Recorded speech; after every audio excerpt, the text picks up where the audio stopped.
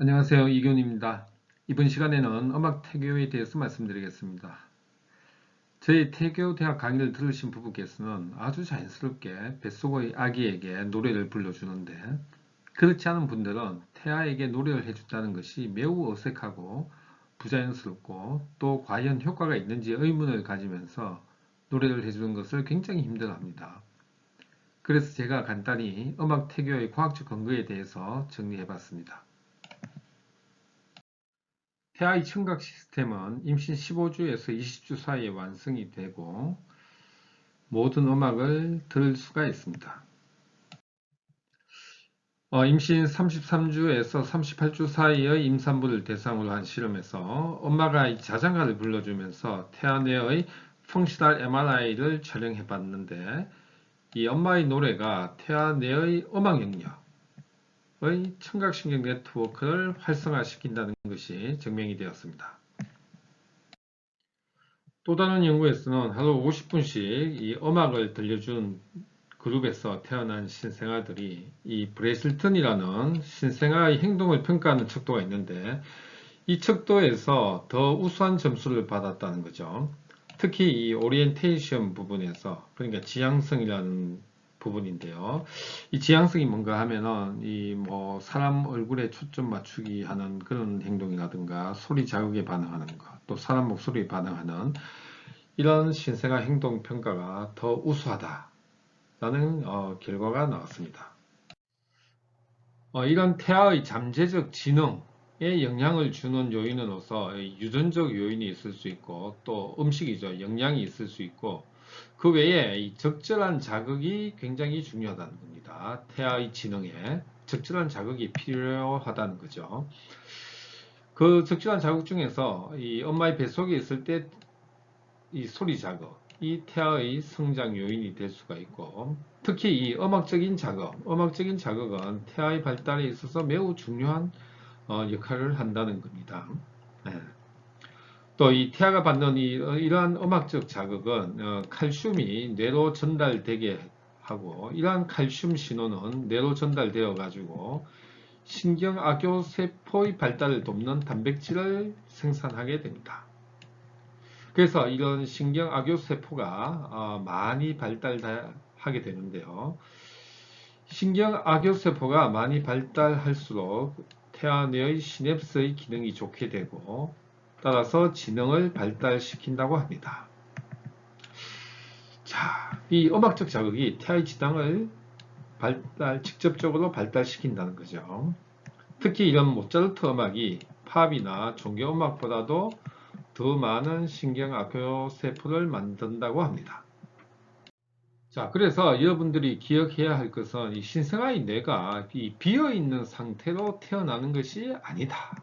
비어있는 상태가 아니라는 거죠. 태어날 때 비어있는 상태로 태어나는 것이 아니고, 어떤 자극을 받아서 그 안에 정보가 많이 발달된 상태로 태어난다는 겁니다. 특히 우리 이 신생아들은 엄마의 자궁 안에 있을 때 들은 소리를 기억을 하고, 또 출생 후에 그 소리를 기억해서 반응을 한다는 거예요. 제가 사모님들한테 여러 번 여쭤봤는데, 이 태교 때 불러준 노래를 아기가 태어나서 기억을 한다고 해요. 그래서 이 태어나서 신생아 때 그 태교 때 부른 노래를 들려주면은 아기가 굉장히 기분이 좋아지고 또 잠도 잘 자고 굉장히 좋아한다는 거죠. 그래서 이 신생아들은 산전에 친숙했던 그런 소리와 멜로디를 기억을 한다는 거죠. 특히 엄마의 모국어와 다른 언어를 식별해 가지고 엄마의 목소리를 완전히 인식할 수 있다는 겁니다. 또한 이 태아기 때 들은 음악은 인간의 뇌 발달에 장기간 영향을 준다는 연구도 많습니다.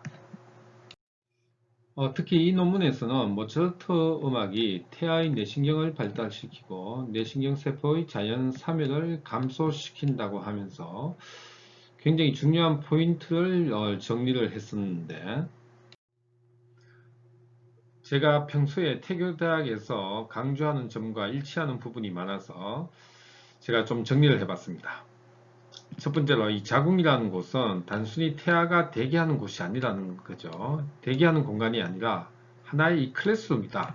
이 산전 교실 역할을 한다는 거죠.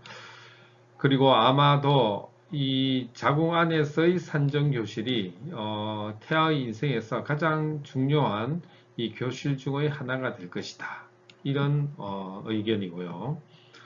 또 하나는 이 태아의 지능은 건강의 일부라는 거예요. 그래서 우리가 산전 관리나 산전 진료 때 태아의 건강을 굉장히 신경 쓰지 않습니까? 이 건강 안에 이 지능이 꼭 포함되어야 된다는 거예요. 지능이. 그래서 우리가 앞으로는 산전 관리할 때, 산전 진료를 할 때 태아의 지능에 대해서 꼭 신경을 써야 하고, 이러한 태아의 지능을 결정하는 태아의 뇌신경 발달이 이 음악적 자극에 의해서 굉장히 영향을 받을 수 있다는 겁니다. 그래서 앞으로의 미래의 산부인과, 특히 미래의 상과는 다음 세대의 지능, 지성까지 관리를 해야 된다는 거예요. 그래서 이런 산부인과, 특히 상과의 새로운 시대가 도래할 것이다. 이 질병만 치료하는 것이 아니고 태아의 지능, 다음 세대의 지성까지 책임질 그러한 산부인과의 시대가 도래할 것이다. 이런 얘기고, 그래서 산부인과 의사와 조산사들의 역할이 중요하다는 거고, 왜냐하면 태아의 신경, 지성에서 국가까지 책임을 지기 때문이라는 거죠. 그래서 이 산부인과 의사들은 우주에서 가장 복잡한 것의 신비로움을 다루고 있다는 거죠. 그것이 태아의 뇌고 음악의 아름다움이고 임신의 경이로움이라는 겁니다. 이것은 제가 하는 음악태교 강의가 한 2시간 정도 되는데 그 강의에서 마지막 부분, 결론 부분에 보여주는 슬라이드인데 이 피타고라스가 기원전에 이야기한 겁니다. 음악에는 3가지 종류가 있다. 인간이 만드는 음악이 있고 인체의 음악이 있고 우주 전체의 음악이 있다. 그리고 이 3가지는 같다. 제 음악 태교 강의 2시간을 들으면 이 말이 어떤 얘기인지 이해하실 수가 있습니다. 자, 오늘 결론을 말씀드리겠습니다. 태아는 엄마 자궁 안에서는 이 뇌발달이 제일 중요하다는 거예요. 뇌발달이 제일 중요하고 이 뇌발달에서 필요한 것이 좋은 자극이라는 거죠. 좋은 자극. 이 좋은 자극 중에서 엄마 아빠가 직접 불러주는 노래가 태아의 뇌발달을 시키는데 굉장히 좋은 자극이 될 수 있다는 거고, 그래서 최소한 동요나 가곡을 하루에 1가지 이상 매일 불러주자는 거예요. 네. 또 이 클래식 음악도 좋아요. 클래식 음악.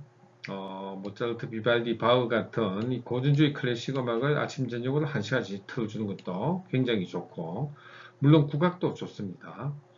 또 이 피아노 같은 악기를 직접 연주해서 들려주면 태아의 뇌발달에 굉장히 좋다는 겁니다. 자, 오늘부터 시작하시죠.